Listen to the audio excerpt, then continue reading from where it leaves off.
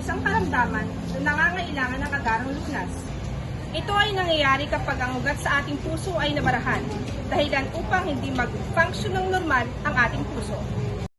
Ano ang mga sintomas ng isang taong may heart attack?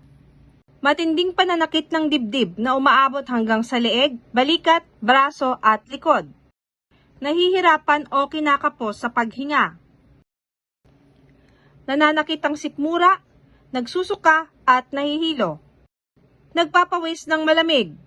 Biglang pagtumba, namumutla ang balat at nangingitim ang labi.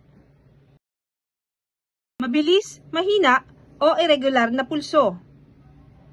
Paano tumulong sa taong inaatake sa puso?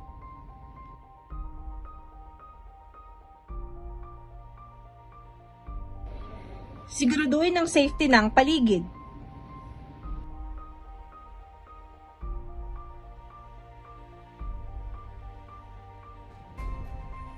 Huwag iiwanan mag-isa ang biktima. Tumawag agad ng emergency medical services. Tulungan o alalayan siyang mag-deep breathing exercise.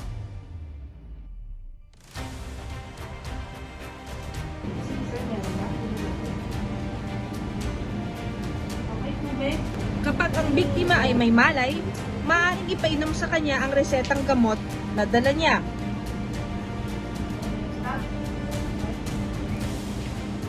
Kung sakaling mawala ng malay ang biktima, i-check ang pulso at paghinga. Kung ito ay tumigil, dapat na handa kayong makapagbigay ng CPR.